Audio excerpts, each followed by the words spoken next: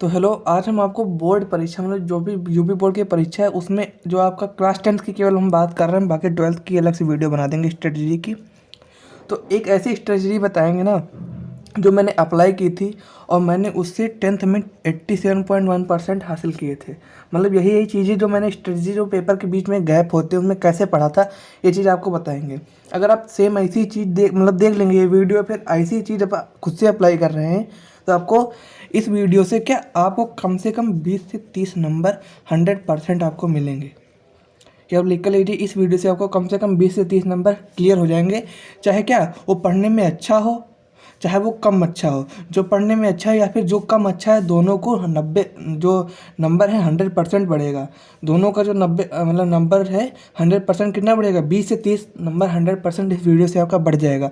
ऐसी क्या चीज़ है, कोई भी ट्रिक नहीं है, कोई भी जादू नहीं है, बस केवल थोड़ा सा आपको अपने टाइम टेबल में या फिर थोड़ा एनालिसिस करना है।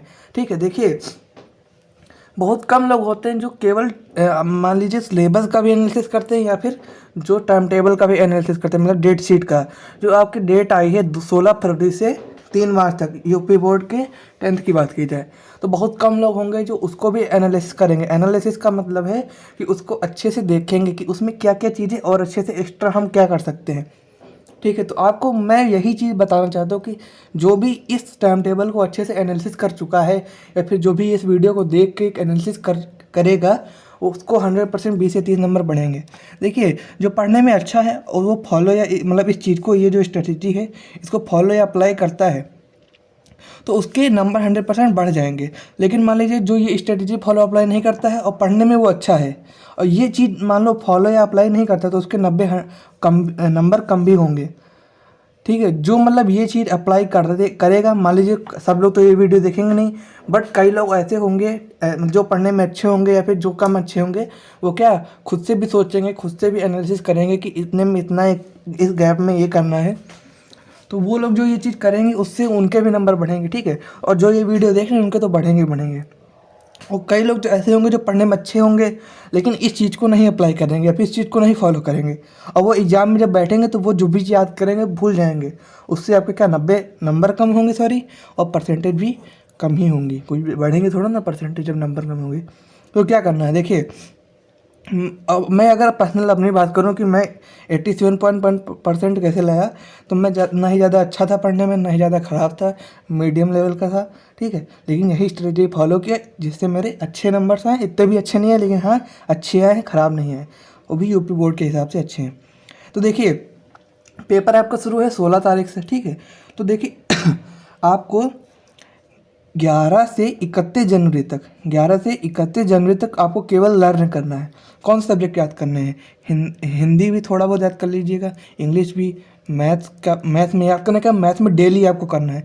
मैथ्स तो आपको डेली करना है क्योंकि इसमें प्रैक्टिस की ज़रूरत होती है। अगर आप प्रैक्टिस ये छोड़ देते हैं तो आपका मैथ फिर से शुरू करना पड़ता है शुरुआत से। हिंदी, इंग्लिश, मैथ, एसएसटी की बात की जाए या साइंस की बात की जाए, ठीक है, और आर्ट की भी थोड़ी बहुत आपको प्रैक्टिस करनी है, मतलब क्योंकि अब आर्ट में क्वेश्चन भी तो आते हैं। तो आपको 11 से 31 जनवरी लगभग आपके पास 20 से 21 दिन का समय है। तो 21 दिन में आपको कम से कम 4 से 5 सब्जेक्ट, सारे सब्जेक्ट नहीं बट जो आपको लगे कि हाँ ये मुझे करना चाहिए, जैसे हिंदी को आप मत कीजिएगा। ठीक है, मैथ्स को आप करेंगे, इंग्लिश को करेंगे, मैथ्स को करेंगे और एसएसटी और साइंस को, इन 4 सब्जेक्ट को आपको करना है। आर्ट को भली मत कीजिए, कोई दिक्कत नहीं है, आर्ट के बारे में बता देंगे। तो इंग्लिश, मैथ, एसएसटी मतलब सोशल स्टडी और साइंस, ये 4 सब्जेक्ट है आपको 11 से 31 जनवरी तक, मतलब 21 दिन के अंदर आपको याद करना है अच्छे से। ये नहीं कि केवल ऊपर ऊपर देख लिया, आपको याद करना है अच्छे से। ठीक है जो कम पढ़ने में अच्छे उनके लिए भी बता रहे हैं, जो ज़्यादा अच्छे हैं उनको भी याद ही करना है, कुछ अलग से थोड़ा ना करना पड़ेगा। ठीक, अब क्या आपकी टाइमिंग है, जब 10th के जो बोर्ड होंगे उनमें टाइमिंग है 8 बजे से 11:15 तक। ठीक है, 8 बजे से 11:15 तक। तो 31 जनवरी तक तो आपने ये कर लिया। ठीक है, लेकिन 1 फरवरी से 10 फरवरी तक आपको देखिए इनमें कौन सा सब्जेक्ट बचा। बचा तो वैसे इंग्लिश में नहीं बचा है, मैथ्स, एसएसटी और साइंस, ये 4 सब्जेक्ट आपको 11 से 31 तक करने हैं। और मे भी इंग्लिश मत कीजिएगा या फिर साइंस भी, मतलब ये जो 4 सब्जेक्ट हैं आपको बता दें जो 11 से 31 तक पढ़ना है, उनमें इंग्लिश, एसएसटी और साइंस, ये जो 3 सब्जेक्ट हैं इनको मतलब थोड़ा सा लाइटली पढ़ना। लाइटली का मतलब कि एकदम अच्छे से, मतलब जिस जिस चीज़ को आपको याद करने में मान लीजिए 5 मिनट लग रहे हैं, उस चीज़ को आप याद करिएगा 2 से ढाई मिनट में या 3 मिनट में। मतलब थोड़ा अच्छा याद कीजिएगा और ना ही ज़्यादा बेकार अच्छा, मतलब केवल ऊपर ऊपर पढ़िएगा, उसी चीज़ को आपको अच्छे से थोड़ा बहुत पढ़ लेना है। इसमें इंग्लिश, एसएसटी और साइंस की बात कीजिए, और मैथ्स को आपको डेली करना है। तो 11 से 31 जनवरी तक आपको ये 4 सब्जेक्ट पढ़ने हैं, वो ना ज़्यादा अच्छे से ना ज़्यादा बेकार से, मतलब अच्छे से, मतलब कहने का मतलब कि आपको पढ़ना है, याद भी करना है थोड़ा बहुत, जो भी चीज़ें आपको लगे कि हाँ इसको याद करने लायक है वो याद कीजिएगा इन सब्जेक्ट में, और जो पढ़ने लायक है उनको पढ़िएगा इन 4 सब्जेक्ट में। तो 11 से 31 तक ये कीजिएगा। अब देखिए 16 से एग्जाम है, तो 1 फरवरी से 10 फरवरी तक आप क्या करेंगे? 1 फरवरी से 10 फरवरी तक आपको याद करना है क्या, या फिर याद करना है या फिर रिवाइज करना है? क्या याद करना होगा? इंग्लिश, साइंस और एसएसटी। देखिए यहाँ पे भी आपको इंग्लिश, एसएसटी और साइंस बताया था, बट यहाँ पे भी आपको इंग्लिश, एसएसटी और साइंस ये फिर से करना है कब? 1 से 10 तक, 1 फरवरी से 10 तक। अब केवल इन्हीं 3 सब्जेक्ट को छूइएगा, तो मतलब 10 दिन में आपको यही 3 सब्जेक्ट पढ़ने हैं और याद करने हैं। अब यहाँ पे आपको देखिए, यहाँ पे केवल पढ़ने को बताया गया और जो भी चीज़ें याद करनी थी वो थोड़ी बहुत आपको याद कर लेनी है। बट ये जो 10 दिन है इसमें इन तीनों सब्जेक्ट को अच्छे से याद करना है, मतलब एकदम अच्छे से याद करना है, ठीक है? क्यों याद करना है अभी आपको जैसे टाइम टेबल दिखाएंगे आपको पता चल जाएगा हम क्यों ऐसा बोल रहे हैं, ठीक है? तो 1 से 10 तक ये हो गया। फिर 11 से या फिर 12 से आपको 15 फरवरी तक क्या केवल 4 दिन या 5 दिन आपको हिंदी और संस्कृत पढ़नी है।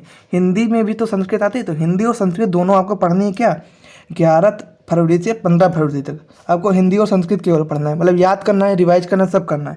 क्योंकि 15 फरवरी तक फिर 16 को आपको हिंदी का पेपर है। और संस्कृत इसलिए बोला क्योंकि कई अधिकतर लोगों का क्या हिंदी और संस्कृत साथ में होता है पेपर, और कई ऐसे स्कूल हैं जहाँ पे क्या हिंदी होता है और संस्कृत साथ में नहीं होता है। तो संस्कृत को भी आपको इन 4 दिन में पढ़ना पड़ेगा। जिनका केवल हिंदी होता है हिंदी के पेपर में, उनको भी संस्कृत ही पढ़ना है 11 से 15 तक, समझे आप? 15 तक नहीं तो 14 तक आपको संस्कृत पढ़ना है जिनका केवल हिंदी होता है। फिर 15 को आपको केवल हिंदी रिवाइज करनी, ये चीज़ रह जाएगी जिनका केवल हिंदी होता है। और जिनका हिंदी और संस्कृत दोनों आती हैं उनको तो आपको वैसे ही पढ़ना कि क्या 11 से 15 तारीख तक दोनों सब्जेक्ट पढ़ने हैं। अब ऐसा मैंने क्यों बताया कि संस्कृत भी आपको साथ में पढ़नी है जिनका केवल हिंदी होता है 16 को, आपको आगे पता चल जाएगा। फिर 21 फरवरी को आपको क्या होता है? ट्यूसडे को मैथ। तो 16 से 21 के बीच में आपके पास कम से कम 4 से 5 दिन बचे। 4 से 5 दिन बचे कि नहीं बचे? अब इन 4 से 5 दिन में आपको 16 के शाम को आपको मैथ लगानी है, फिर रिवाइज करनी, जो भी करना हो, क्योंकि अब तो रिवाइज ही करना होगा, क्योंकि आपको बता देंगे कि 11 से 31 तक आपको मैथ भी तो लगानी है। तो वो अब यहाँ पे आप अच्छे लगाएंगे तो यहाँ पे भी तो आप रिवाइज ही कर रहे होंगे या फिर लगा भी रहे होंगे मैथ। तो 16 के शाम को आपको मैथ लगानी है या फिर रिवाइज करना है। 17, 18 और 19 को आपको क्या मैथ लगानी है और रिवाइज करना है। समझ गए बात? अब बचा क्या? 21 को है, तो अब 19 के बाद 20 आएगा। 20 में आपको केवल फॉर्मूला याद करने हैं मैथ के जितने भी फॉर्मूले हैं अच्छे से याद कीजिएगा 20 को। और जब फॉर्मूला याद हो जाए तब भी अगर टाइम बचे तो क्या आपको और अच्छे से रिवाइज कर लेना है, जो भी इंपॉर्टेंट क्वेश्चन और सारे आपको आके बुक में टिक लगे या फिर आपको पता है, तो फिर बाद में क्या केवल इंपॉर्टेंट क्वेश्चन ही रिवाइज कीजिएगा। और जितना भी आपको बताना है सब आपको केवल इंपॉर्टेंट ही पढ़ना है, मतलब क्या प्रीवियस ईयर ही पढ़ना है, क्या प्रीवियस ईयर ही पढ़ना है, और बाकी बाहर से कुछ नहीं पढ़ना है कि जो इम्पोर्टेंट नहीं है वो आप पढ़ रहे हैं, ऐसा नहीं पढ़ना। केवल इंपॉर्टेंट पढ़ना है बस, और बाकी कुछ नहीं पढ़ना है, ठीक है? तो आपने समझ गए होंगे कि 16 की शाम को पढ़ना है मैथ, 17 को पढ़ना है, 18, 19। 16 की शाम क्या जब आप हिंदी के पेपर दे कर आएंगे तो थोड़ा रेस्ट कर लीजिएगा, फिर शाम को 7 से 8 बजे से शुरू कर दीजिएगा पढ़ना, 10-11 बजे तक आपको अच्छे से पढ़ना है। उसके बाद फिर उठ के 17, 18, 19 को पढ़ना है, फिर 20 को आपको फॉर्मूले रिवाइज करने हैं। और जब फॉर्मूले सारे याद हो जाए उसके बाद अगर टाइम बचे तो आपको क्या फिर से मैथ्स के इंपॉर्टेंट क्वेश्चन करने लगने हैं, वही वाले क्वेश्चन जो आपने पहले कर रखे, जो 16, 17, 18 को आपने किया होगा, या फिर आपने 11 से 31 के बीच में जो भी क्वेश्चन किए होंगे इंपॉर्टेंट वाले, सब इंपॉर्टेंट ही करने हैं इनके बीच में। 11 से 31 जो आप मैथ लगाएंगे या फिर 16 से 19 तक जो मैथ लगाएंगे, केवल इंपॉर्टेंट क्वेश्चन करने हैं, और फिर अगर टाइम बचे तो क्या फिर से इनको रिवाइज कर लेना है। ये बात होगी मैथ के पेपर के लिए। अब मैथ का पेपर दे के आप आ गए 21 फरवरी को, ट्यूसडे को। मैथ के पेपर के बाद सीधे आपको अब देखिए संस्कृत किसका पड़ेगा? संस्कृत उन लोगों का पड़ेगा जिनका केवल हिंदी होता है हिंदी के पेपर दिन में, ठीक है? तो संस्कृत उनका कब पड़ेगा? 21 के जस्ट बाद 22 को पड़ेगा। तो संस्कृत को पढ़ने के लिए आपको लगभग एक भी दिन नहीं मिल रहा है। एक भी दिन का क्या मतलब मैथ के पेपर के जस्ट बाद आपका संस्कृत का पेपर है, मतलब अगले ही दिन, ठीक है? तो केवल आपको क्या रिवीजन ही कर सकते हैं इसके बीच में, तो वो भी थोड़ा बहुत ज़्यादा नहीं। इसीलिए मैंने आपको बताया था क्या कि आपको 11 से 15 तक या फिर 11 से 14 तारीख तक केवल संस्कृत पढ़नी, मतलब हिंदी और संस्कृत दोनों पढ़नी है। जिनका केवल हिंदी का पेपर होगा उनको हिंदी और संस्कृत दोनों पढ़नी पड़ेंगी, क्योंकि यहाँ पे आप अगर आप संस्कृत याद कर लेते हैं, अच्छे से याद करना है यहाँ पे, ठीक है, यहाँ पे आपको अच्छे से याद करना है, फिर अगर यहाँ पे रिवाइज करते हैं तो आपको भूलने के चांसेस बहुत कम रहेंगे और पेपर आपका काफ़ी अच्छा जाएगा। तो जिनका केवल हिंदी है, ठीक है, तो उनको क्या बीच में देखो गैप नहीं मिल रहा, इसीलिए आपको बताया था कि 11 से 14 तारीख तक आपको केवल संस्कृत पढ़ना है। तो संस्कृत अगर यहाँ पे याद कर लेते हैं तो आपको यहाँ पे याद करने की जरूरत नहीं पड़ेगी, केवल आपको क्या रिवीजन करना होगा। अगर आपने संस्कृत नहीं पढ़ा तो यहाँ पे आपको संस्कृत शुरुआत से पूरी याद करनी पड़ेगी, और एक दिन में संस्कृत को याद करके दोबारा रिवाइज करना बहुत ही मुश्किल है, ठीक है, तो पॉसिबल भी नहीं है, जो मतलब जो भी कहा जाए तो मुश्किल बहुत है। और दूसरी बात, पेपर देने जब जाएंगे तो आप भूलने के चांसेस भी बहुत ज़्यादा रहेंगे। इसीलिए आपको बताया कि यहाँ पे केवल क्या जो भी टाइम मिल रहा है इसके बीच में केवल रिवीजन करना है, क्योंकि आपको पहले से संस्कृत याद हो चुकी है, इसीलिए बताया था। अब बात करते हैं, जब आप संस्कृत का पेपर देकर आ जाएंगे, अब संस्कृत का पेपर वो देंगे जिनका केवल हिंदी होता है। अब जिनका हिंदी के साथ संस्कृत होता है उनको तो चलो टाइम मिल जाएगा किसके लिए, ड्राइंग के पेपर के लिए। अब देखिए 21 फरवरी को ट्यूसडे को मैथ्स का पेपर जिन्होंने दिया था, मान लीजिए उनको हिंदी और संस्कृत हो चुका है, तो डायरेक्ट उनका क्या अब 25 तारीख को ड्राइंग का होगा। और जिनका संस्कृत का हुआ था 22 फरवरी को, उनका भी 25 को ड्राइंग का होगा। तो अब दो तरीके से सिनेरियो बनते हैं, क्या जिनका मैथ्स और ड्राइंग, मतलब मैथ्स के बाद डायरेक्ट ड्राइंग हो रहा है, और जिनका संस्कृत के बाद ड्राइंग हो रहा है। तो जिनका मैथ के बाद ड्राइंग हो रहा है उनका लगभग 4 से 5 या फिर 3 से 4 दिन बचते हैं, 3 से 4 दिन बचते हैं, जिनके क्या मैथ के जस्ट बाद ड्राइंग है जिनका पेपर आर्ट का। तो क्या 22 और मतलब मैथ का पेपर आपको क्या है 21 को है, तो आप 21 को अच्छे से रेस्ट कीजिएगा, फिर 22 और 23 को, क्योंकि आपका देखिए यहाँ पे 25 को आपका ड्राइंग का है ना, तो 22 और 23 को आपको क्या साइंस पढ़ना है, 22 को, 23 को पढ़ना है ST।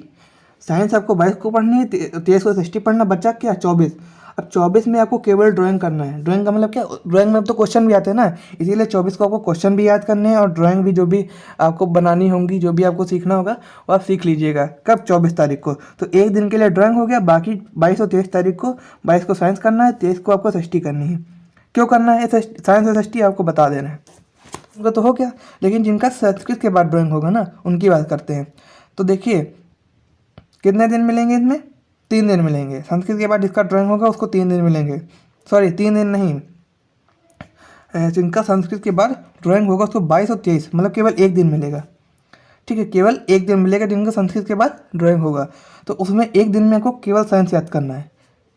संस्कृत के बाद जिनका क्या ड्राइंग है, देखिए जिनका मैथ के बाद ड्राइंग है उनको साइंस और ST मतलब 22 को साइंस और 23 को ST याद करनी है।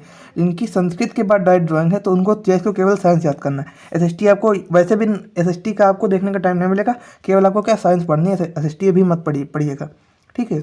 तो साइंस हो गया, ST हो गया। अब बात आती है कि जिनका ड्राइंग, अब देखिए सभी का ड्राइंग के बाद साइंस का तो होगा ही होगा, है ना, साइंस का तो होगा ही। तो क्या करना है, ड्राइंग और साइंस के बीच में एक दिन का गैप मिल रहा है, तो एक दिन में आपको रिवाइज करना। अब इसीलिए मैंने आपको बताया था कि क्या 1 फरवरी से 10 फरवरी तक आपको क्या इंग्लिश, साइंस और ST अच्छे से याद कर लेना है, और 11 से 31 जनवरी तक इंग्लिश, साइंस और ST भी अच्छे से पढ़ लेना है, और मैथ्स का तो डेली आपको लगाने था, ठीक है। तो इसीलिए मैंने आपको बताया था कि यहाँ पे भी आप साइंस ST और इंग्लिश पढ़ेंगे, भी साइंस ST इंग्लिश पढ़ेंगे। इसलिए यहाँ पे देखिए क्यों हमने बताया था, क्योंकि यहाँ पे एक दिन का गैप है, और एक दिन में कोई एक सब्जेक्ट को पढ़ के दोबारा रिवाइज करना एकदम इम्पॉसिबल सा टास्क है और बहुत मुश्किल है, और अगर आप कर भी लेते हैं तो आप एग्जाम में भूल जाएंगे, इसीलिए मैंने आपको बताया था। तो ड्राइंग से साइंस के बीच में कितना एक दिन का गैप है, क्योंकि 25 को आपका ड्राइंग का है, 27 को आपको साइंस का है, एक दिन का गैप है। तो एक दिन में आपको केवल रिवीजन करना पड़ेगा। अगर आप ये वाली चीज़ फॉलो करते हैं तो केवल रिवीजन करना पड़ेगा, तो आप आराम से कर सकते हैं, क्योंकि 26 तारीख को आपका बचेगा केवल एक दिन, तो उसमें आप रिवीजन करके डायरेक्ट साइंस का देंगे। क्योंकि अगर आप यहाँ पे साइंस नहीं अच्छे से पढ़ेंगे, कब से 11 से 31 और 1 से 10 इन दिनों के बीच में अगर साइंस आप अच्छे नहीं पढ़ेंगे तो आप यहाँ पे केवल आपको याद करना पड़ेगा, और याद करने के बाद रिवीजन मस्ट होता है। आप याद देखिए, याद करना तो एक 10% का काम होता है, लेकिन रिवीजन जो करता है उसका 90% काम हो जाता है, ये चीज़ होती है ना। तो आपको रिवीजन करना है कब, 26 को और 27 को आपको पेपर दे के आना है, और 26 को रिवीजन कीजिएगा, 27 को आपको मॉर्निंग में सुबह उठ के फिर रिवीजन करना है, ठीक है। क्योंकि साइंस का पेपर है, तीनों सब्जेक्ट आपको पढ़ने पड़ते हैं, फिजिक्स, केमिस्ट्री, बायो, इसलिए बोल रहे हैं। अब साइंस का पेपर हो गया 27 को, अब 1 फरवरी, क्योंकि 27 के बाद 28 का महीना चल रहा है फरवरी का, इसलिए 28 के बाद सीधे 1 आ जाएगी, तो केवल एक दिन का फिर से टाइम मिलेगा। और 1 फरवरी को आपको इंग्लिश का होगा, तो फिर से आपको एक ही दिन का टाइम मिलेगा। इसीलिए यहाँ पे आपको इंग्लिश का भी बताया था कि आपको इंग्लिश भी पढ़नी है यहाँ पे, क्योंकि एक दिन में इंग्लिश में ग्रामर भी कंप्लीट करना पड़ेगा, लिटरेचर भी कंप्लीट करना पड़ेगा, जिनको केवल याद करना है। मान ली जिसने ये फॉलो नहीं किया तो उसको एक दिन में इंग्लिश में याद भी करना पड़ेगा, रिवाइज भी करना पड़ेगा, और ग्रामर के रूल सारे याद करने पड़ेंगे, और इंग्लिश में जो लिटरेचर वो सारी याद करनी पड़ेगी। तो उसको याद ही करना बहुत बड़ा टास्क है वो एक ही दिन में। और प्लस अगर याद भी कर लेता है तो उसको रिवीजन भी तो करना है पूरा, तो उसका रिवीजन भी नहीं हो पाएगा। इसीलिए मैंने आपको बताया कि यहाँ पे आपको क्या इंग्लिश भी कर लेनी है 11 से 31 में, और 1 से 10 में भी इंग्लिश करनी है, और फिर यहाँ पे आपको क्या केवल रिवाइज करना बाकी रह जाएगा। ठीक है, और रिवाइज करना हमने अभी बताया कि 90% का काम है, कि 10% तो सब लोग याद कर लेंगे, लेकिन रिवाइज बहुत कम लोग करेंगे ना, ये चीज़ होता है। और जो लोग रिवाइज ज़्यादा करता है उसी के मार्क्स 100% ऊपर आते हैं। तो आपको यहाँ पे क्या इंग्लिश का केवल रिवीजन करना है। रिवीजन का मतलब आप समझ ही गए होंगे कि क्या ग्रामर के रूल अच्छे से रिवाइज करने हैं, और लिटरेचर का जो भी आपने अच्छे से याद कर रखा है उसको बस केवल ऊपर ऊपर देखना है, क्योंकि जब आपको अच्छे से कोई चीज़ याद होगी ना तो आपको केवल ऊपर ऊपर देखना होगा वहाँ पर। अब बात आती है 1 फरवरी को आप इंग्लिश का पेपर देकर आ जाएंगे। अब बचा 3 फरवरी को आपका फ्राइडे को होगा सोशल स्टडी, मतलब लास्ट आपका एग्जाम। तो 1 से 3 के बीच में एक दिन का फिर से गैप है, तो इसीलिए हमने यहाँ पे SST भी बोला था कि आपको 11 से 31 तक SST भी पढ़नी है। ठीक है, और 1 से 10 के बीच में आपको SST भी पढ़नी है, मतलब इन 11 से लेकर आपको 10 तारीख तक, 11 जनवरी से 10 जनवरी तक ये तीनों सब्जेक्ट आपको निरंतर पढ़ते रहने, क्योंकि यही नहीं 3 सब्जेक्ट में कम गैप है, और इन सब्जेक्ट में कम गैप है तो मतलब ये सब्जेक्ट पहले याद कर लेंगे, तभी आप जब वो एक दिन का जो गैप है उसमें आपको केवल रिवीजन ही बच जाएगा। तो रिवीजन ही मस्ट होता है। तो आप जब रिवीजन कब करते हैं, रिवीजन जब आप जिस पेपर जो होगा उसके एक दिन पहले जो आप रिवाइज करते हैं वो ज़्यादा याद रहेगा, बजाय उसके कि आप उस पेपर के एक हफ्ते पहले जो रिवीजन कर रहे हैं उसको कम याद रहेगा। ठीक है, तो आपको यहाँ पे अच्छे से याद कर लेना है, रिवीजन यहाँ पे नहीं करना है। 11 जनवरी से 10 फरवरी तक आपको साइंस, इंग्लिश और SST को केवल याद करना है, रिवीजन नहीं करना है। ठीक है, केवल याद करना है अच्छे से, और रिवीजन करना है तो मतलब क्या, जैसे कि मान लीजिए जो हमने टॉपिक पढ़ लिया, अगले दिन जो टॉपिक पढ़ने जा रहे हैं वो पिछला वाला टॉपिक ऊपर ऊपर हल्के से पढ़ लेना बस। तो यहाँ पे रिवीजन आपको इंग्लिश का कर लेना है। तो 15 दिन में आपका बस पेशेंस होगा, बाकी कुछ नहीं। एक एग्ज़ाम तो चलिए है ही, यहाँ पे आपको पेशेंस का भी एग्ज़ाम होगा कि ये सब अगर आप कर लेते हैं तो आपके 100% अच्छे से 20 से 30 नंबर तो आराम से बढ़ ही रहेंगे।